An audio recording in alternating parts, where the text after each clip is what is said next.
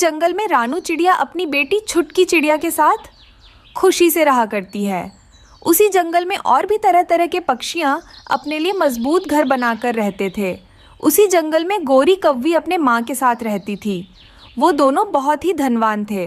गोरी और गोरी की माँ हमेशा दूसरे और छोटे पक्षियों को तंग करते रहते थे। क्या हुआ छुटकी बेटा, ऐसे भागते हुए क्यों आई हो? माँ, हमारे जंगल में धनवान कौवियाँ रहते हैं ना, वो सब पक्षियों की बहुत पिटाई कर रहे हैं। अच्छा, ऐसा क्या हो गया है? चलो अभी चलकर देखते हैं। फिर रानू और छुटकी जल्दी से वहाँ आते हैं। अगर मेरे उधार के पैसे तुम सब जल्द से जल्द मुझे नहीं लौटाए तो मैं हर दिन यहीं आकर तुम सबकी खूब पिटाई करूंगी। ऐसे गोरी और गोरी की माँ गरीब पक्षियों की पिटाई करके वहाँ से चले जाते हैं। बेचारे वो गरीब पक्षियाँ भी गोरी की माँ से मार खा के वहाँ से चले जाते हैं। हर दिन गोरी और गोरी की माँ हम जैसे छोटे पक्षियों पे बहुत जुल्म कर रहे हैं। गोरी की माँ तो हर दिन अपने पैसों पे बहुत ज्यादा ब्याज बढ़ाती है। छोटे मोटे पक्षी उसके पैसे वापस नहीं लौटा पा रहे हैं, जिस वजह से गोरी की माँ सबकी अच्छे से पिटाई कर रही है। हम सब ने उसके पास पैसे ना लेकर बहुत अच्छा किया, लेकिन हमारे साथी के पक्षियाँ उसके वजह से बहुत जुल्म सह रहे हैं। हम सबको कुछ ना कुछ करना पड़ेगा। ऐसे ही कुछ दिन बीत जाते हैं। उस जंगल में बहुत ही सुंदर नदी था। एक दिन रानू अपनी बेटी छुटकी के साथ वहीं बैठी हुई थी। माँ, हमारा जंगल कितना सुंदर है ना, चारों तरफ हरियाली ही हरियाली है। कितना सुंदर जंगल है हमारा। हाँ छुटकी, अगर ये बड़े बड़े पेड़ नहीं रहेंगे तो बारिश की वजह से हम सबको बहुत तकलीफ होती। ऐसे ही कुछ दिन बीत जाते हैं। गोरी बेटी, मुझे एक उपाय आया है। क्या उपाय आया माँ, बताओ। गोरी, नदी के पास कितना बड़ा जमीन है। अगर हम दोनों पेड़ काट देंगे तो वहाँ कुछ व्यापार कर सकेंगे। हाँ माँ, हम ऐसा ही करेंगे। वैसे यह जंगल के पक्षियाँ तो बहुत ही पागल है, उन्हें क्या ही पता चलेगा। अगले दिन गोरी की माँ कुछ कौवों को नदी के पास पेड़ काटने के लिए बुलाती है। जब जंगल के पक्षियों को यह बात का पता चलता है तो वो तुरंत गोरी की माँ के पास आते हैं। माँ जी, आप ऐसा क्यों कर रही हो? हमारे जंगल के बड़े बड़े पेड़ क्यों काट रही हो? यहाँ की जमीन ऐसी ही पड़ी है, मुझे यहाँ व्यापार करना है, इसलिए मैं ये बड़े बड़े पेड़ काट रही हूँ। ऐसा मत कीजिए, इन पेड़ों की वजह से नदी का बांध नहीं टूट रहा है। अगर आप पेड़ों को ही काट दोगी तो नदी का पानी जंगल में आ जाएगा। तुम सबकी बात मैं क्यों मानूं? मुझे जो करना है मैं वही करूँगी। फिर गोरी की माँ वहाँ के पेड़ सब काट देती हैं। सब पक्षी उदास होकर अपने अपने घर चले जाते हैं। अगर बारिश होगी तो कुछ भी हो सकता है, इसीलिए सब पक्षी उस रात बहुत डर रहे थे। क्या हुआ माँ, आप इतने परेशान क्यों लग रही हो? फिर रानू सारी बात छुटकी को बताती है। ऐसे ही कुछ समय बाद जोरों की बारिश और हवा शुरू हो जाती है। सब पक्षी जल्दी से अपने अपने बच्चों के साथ चिड़िया के घर आते हैं। रानू, इस जंगल में तुम्हारा ही घर मजबूत है, इसलिए हम दोनों यहाँ आ गए। बारिश के वजह से नदी का पानी बढ़ने लगता है, जिस वजह से जंगल के पक्षियों के घर पानी में बह रहे थे। चिड़िया का घर भी पानी में बह जाता है। गोरी और उसकी माँ की वजह से ही यह सब हो रहा है। वो तो अपने घर में आराम से बैठी हुई है, हम जैसे गरीब पक्षियाँ ही परेशानी झेल रहे हैं। पक्षियों, हम इन सब का बदला जरूर लेंगे। हम चुप नहीं बैठेंगे। जैसे ही बारिश रुक जाएगी हम उनके घर जाकर उनकी खूब पिटाई करेंगे। रात भर वो सब बारिश में भीग रहे थे। सुबह हो जाती है। सुबह होते ही बारिश भी रुक जाती है। सब पक्षियाँ जल्दी से गोरी और उसके माँ के घर जाते हैं। माँ जी, आप कितनी क्रूर हो, आपकी वजह से ही हमारी यह हालत हुई है। अब हम सब आपको नहीं छोड़ेंगे। ऐसा कहकर सब पक्षी गोरी और उसकी माँ की खूब पिटाई करते हैं। फिर सब पक्षी उसी नदी के पास नए पेड़ों के लिए छोटे छोटे पौधे बो देते हैं।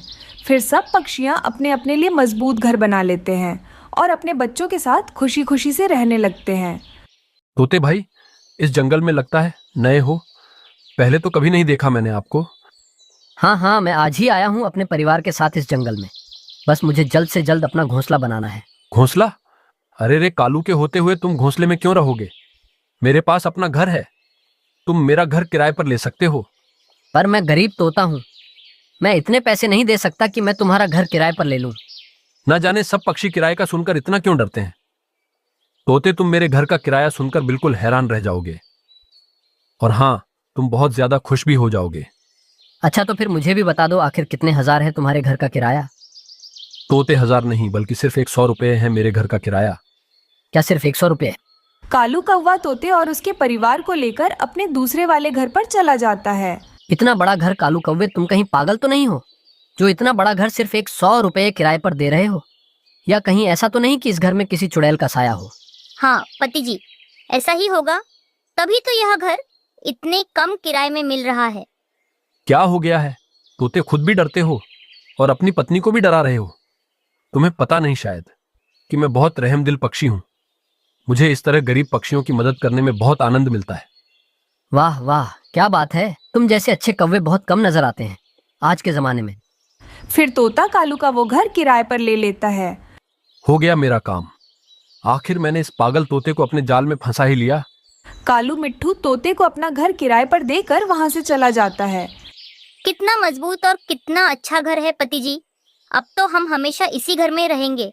छोटा मिट्ठू भी अपना नया घर देखकर बहुत ज्यादा खुश हो रहा था। देखिए जी, हमारा बेटा कितना खुश हो गया।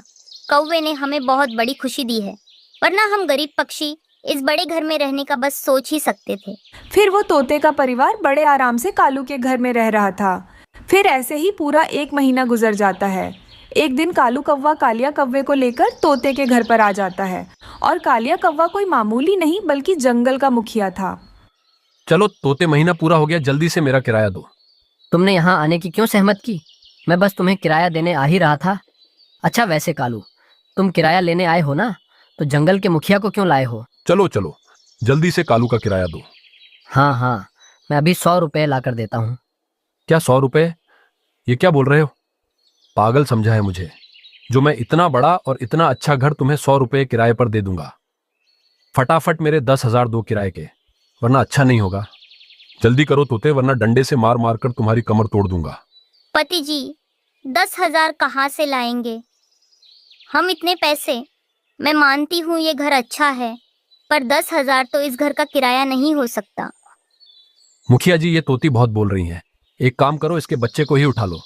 नहीं नहीं, ऐसा ना करो कालू, मैंने तो तुम्हें एक रहमदिल पक्षी समझा था, पर तुम बहुत दुष्ट कौवे हो। मुझे बकवास नहीं सुनना, पैसे दो पैसे। मुझे समय दो थोड़ा, मैं आज शाम तक तुम्हारे पैसे तुम्हें दे दूंगा। तोता तो बेचारा बहुत ज्यादा परेशान था। वो अपना छोटा सा खेत एक पक्षी को बेच देता है। ये रहे तुम्हारे पैसे, रखो अपना घर अपने पास। मुझे नहीं चाहिए तुम्हारा घर।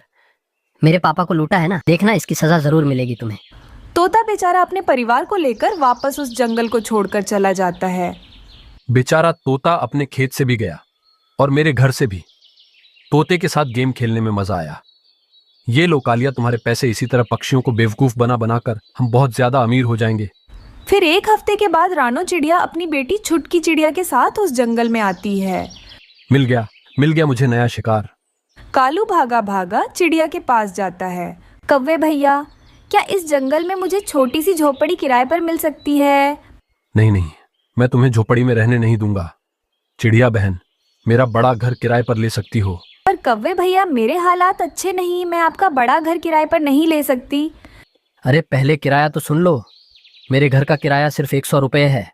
सिर्फ 100 रुपये? वाह कौवे भैया, आपका बहुत बहुत शुक्रिया। अब तो मैं आपके घर में ज़रूर रहूंगी। फिर क्या था, कालू कौवा रानो चिड़िया को भी बेवकूफ़ बनाकर उसे अपना महंगा घर किराए पर दे देता है। फिर चिड़िया अपनी बेटी छुटकी के साथ बड़े आराम से कालू कौवे के घर में रह रही थी। फिर इसी तरह 1 और महीना गुजर जाता है। कालू कौवा हमेशा की तरह कालिया कौवे को लेकर किराया लेने रानो चिड़िया के पास आता है। चलो जल्दी से 10,000 किराया निकालो मेरा, कोई बहाना नहीं चलेगा। कालू, तुम झूठ क्यों बोल रहे हो? 10,000 नहीं बल्कि सिर्फ 100 रुपये किराया है तुम्हारे घर का। अरे मैं क्या पागल हूँ, मैं अपने घर का छोटा सा हिस्सा भी 100 रुपये किराए पर कभी नहीं दूंगा। चलो जल्दी करो चिड़िया, पैसे निकालो, वरना तुम्हारी बेटी को ले जाएंगे। बस अपनी ये धमकियां अपने पास रखो कालिया चोर। अरे इसे कैसे पता चला कि मैं कोई मुखिया नहीं बल्कि एक चोर हूँ? तुम जानते हो मुझे कि मैं कौन हूँ? मैं असली मुखिया जी की दोस्त हूँ। मुखिया जी आ जाओ। फिर वो चील मुखिया वहाँ आता है और उन दोनों की अच्छे से पिटाई करता है। फिर वो दोनों चोर कौवे हमेशा के लिए जंगल छोड़कर भाग जाते हैं। मम्मा, गले में बहुत दर्द है और खांसी भी आ रही है। गुड़िया बेटा, तुम कल शाम तक तो ठीक थी, अचानक से यह कैसे हो गया? मैं अभी बुलबुल डॉक्टर के पास जाती हूँ। अंकल, अंकल मुझे तीखा वाला एक प्लेट मोमोज दे दे। अभी देता हूँ, पहले पैसे लाओ। फिर किकी एक जगह आराम से बैठकर मजे मजे से मोमोज खाने लगता है। मोमोज खाते ही उसे खांसी और पेट में दर्द शुरू हो जाता है। ये क्या, मेरे गले में इतना दर्द क्यों हो रहा है? मुझे जल्दी से घर जाना होगा। फिर किकी जल्दी से वहाँ से उड़कर अपने घर चला जाता है। कालू जी, मोमोज में लाल वाली चटनी बनाने के लिए घर में टमाटर ही नहीं है। गोरी, लाल वाली चटनी बनाने के लिए टमाटर की क्या जरूरत? पानी मिलाओ और उसमें लाल रंग मिलाओ और सारे मसाले एक ही बार में डालकर अच्छे से मिला लेना, बन गई हमारी मोमोज की चटनी। कालू जी, मोमोज में मुनाफा तो बहुत अच्छे से हो रहा है। अगर पक्षियों को मालूम पड़ गया तो हमारी बहुत अच्छे से पिटाई होगी।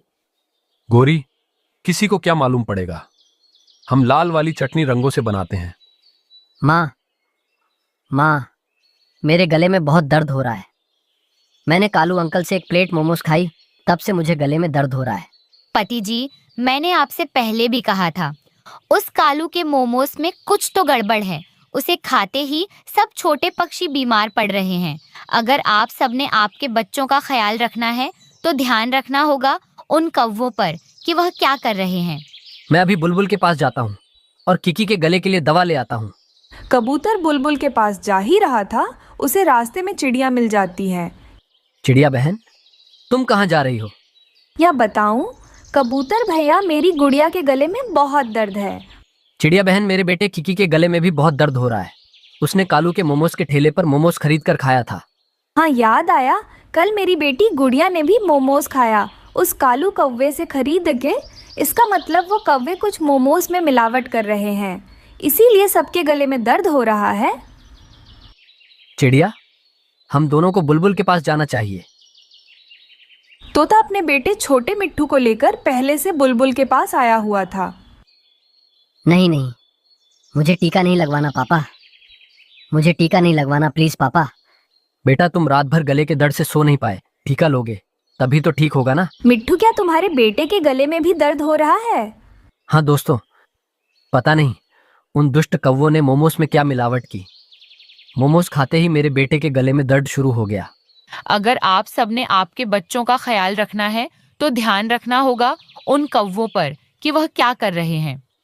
वो सब बुलबुल से दवा लेकर अपने अपने घर चले जाते हैं।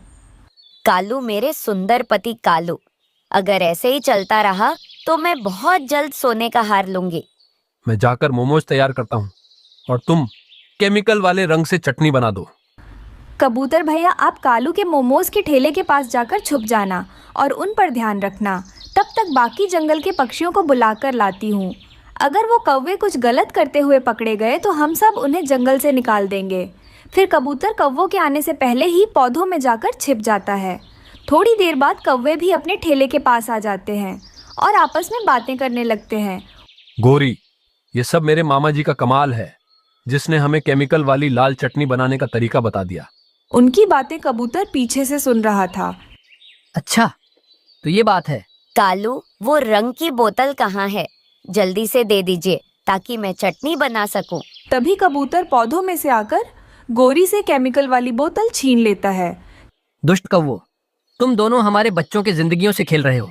हम सब तुम दोनों को छोड़ेंगे नहीं। वे कबूतर, चल भाग, यहाँ से हम दो हैं और तू एक। हम दोनों तुझे मार मार के बंदर बना देंगे।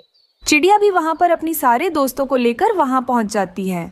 गौरी कबूतर अकेला नहीं है, इस बुरे काम को रोकने के लिए हम सब कबूतर के साथ हैं।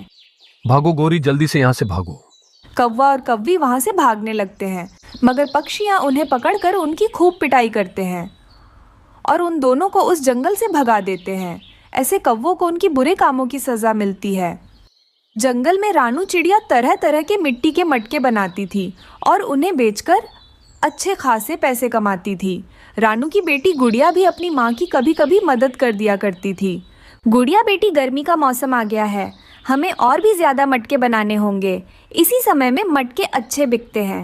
माँ, तुम चिंता मत करो, मैं हूँ ना, मैं तुम्हारी मदद करूँगी। हम दोनों मिलकर तरह तरह के मटके बनाएंगे। माँ, अभी मुझे बहुत भूख लग रही है, आप जाकर मेरे लिए खिचड़ी बनाना, जब तक मैं इस मिट्टी में पानी डालकर अपने पैरों से मलती हूँ। रानू अपनी बेटी गुड़िया के लिए रसोई में खिचड़ी बना रही थी। दूसरी तरफ गुड़िया उस मिट्टी में पानी मिलाकर अपने पैरों से अच्छे से मल रही थी। थोड़े समय बाद माँ बेटी मज़े मज़े से खिचड़ी खाते हैं। तभी कालू कौवा रानू चिड़िया के पास काम मांगने के लिए आता है। रानू, मुझे पैसों की बहुत ज़रूरत है। मुझे तुम्हारे पास कुछ काम मिलेगा? नहीं कालू भैया, मैं खुद का काम खुद करती हूँ। मगर रानू, मैं कुछ भी कर सकता हूँ। मुझे छोटा मोटा काम ही दे दो। नहीं कालू भैया, यहाँ तो आपको कुछ काम नहीं मिलेगा। आप कहीं और जाइए। चिड़िया की बातें सुनकर कालू कौवा को बहुत गुस्सा आ जाता है। वो कैसे भी करके रानू से अब बदला लेना चाहता था। ये चिड़िया मिट्टी के मटके बनाकर रोज कितने ज्यादा पैसे कमाती हैं। इसी का तो इसे बहुत घमंड है। मैं इसकी घमंड बहुत अच्छे से तोड़ूंगा। ऐसा सोचकर कालू कौवा अपनी दोस्त चील के पास जाता है और उससे कहता है, चील दी, अब मुझे आपकी मदद की सख्त जरूरत है। क्या बात है कौवे, मैं तुम्हारे लिए कुछ भी कर सकती हूँ। चील दी, वो रानू है ना, वो रानू रोज मटके बनाती हैं और जंगल के पक्षियों को बेचकर ढेर सारे पैसे भी कमाती हैं। कौवे, अब मैं तुम्हारी मदद कैसे कर सकती हूँ? चील दी, कुछ नहीं, बस आप चिड़िया के पास जाना और उससे कहना कि आपको 100 मटके चाहिए। उसे 100 मटकों का ऑर्डर देना। फिर वो चिड़िया अपने पैसे लगाकर मिट्टी खरीदेगी और दिन रात मेहनत करके 100 मटके बनाएगी। जब वो चिड़िया मेहनत करके 100 मटके बना देगी, आप वह मटके लेने से मना कर देना। चिड़िया फिर से गरीब हो जाएगी। अरे वाह कौवे, तुम तो मुझसे भी ज्यादा दुष्ट हो। मैं अभी उस चिड़िया के पास जाती हूँ। दूसरे दिन चील रानू के पास आती है और उससे कहती है, चिड़िया, मुझे 100 मटके चाहिए। तुम मुझे कब तक मटके बनाकर दे सकती हो? चील दी, 100 मटके तो मैं आपके लिए 10 दिन में बना दूंगी। अच्छा तो ठीक है, 100 मटके 10 दिन में बनाकर रख देना, मैं आकर ले जाऊंगी। दूसरे दिन से रानू 100 मटके बनाना शुरू करती है। वो दिन रात बहुत मेहनत करके 100 मटके बना लेती है। 10 दिन बीतने के बाद भी चील उससे मटके लेने के लिए उसके पास नहीं आती है। ऐसे ही एक दिन चिड़िया बाजार जा रही थी, तभी उसको चील दिखाई देती है। चील दी, आपने मुझसे 100 मटके बनाए थे, क्या आपको याद है? घर आकर 100 मटके ले जाइए और मेरे पैसे मुझे दे दीजिए। चिड़िया, तुम कौन हो और मुझे 100 मटके क्यों चाहिए? 100 मटकों का मैं क्या करूंगी? तुम किसको देखकर किसको समझ रही हो? चिड़िया चील की बातें सुनकर चौंक जाती है। वो रोते हुए घर आती है। गुड़िया बेटी, ये हमारे साथ क्या हुआ? उस चील ने तो मुझे धोखा दे दिया। अब मैं क्या करूंगी? मेरे पास जितने भी पैसे थे, उन पैसों से मैं मिट्टी खरीदकर 100 मटके बनाई थी।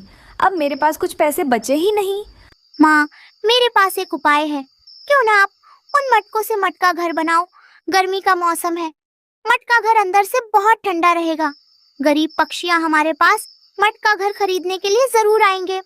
अरे हाँ गुड़िया बेटी, मैंने तो सोचा ही नहीं। कल सुबह होते ही मैं उन मटकों से मटकों का घर बना लेती हूँ। फिर रानू और गुड़िया उस रात आराम से सो जाते हैं। सुबह हो जाती है। सुबह होते ही रानू चिड़िया उन मटकों से मटकों का घर बना लेती है। वो ढेर सारे मटकों के घर बनाती है। मटका घर का नाम सुनकर उसके पास से कई सारे पक्षियाँ मटका घर खरीद कर ले जाते हैं। इस तरह रानू चिड़िया को उन मटका घरों से और भी ज़्यादा मुनाफा होता है। यह सब कालू कौवा देखकर कहता है, इस चिड़िया के साथ कभी भी गलत करने का सोचूं तो उल्टा इसके साथ अच्छा ही क्यों होता है। चिड़िया अपनी बेटी गुड़िया के साथ फिर से खुशी खुशी से रहने लगती है।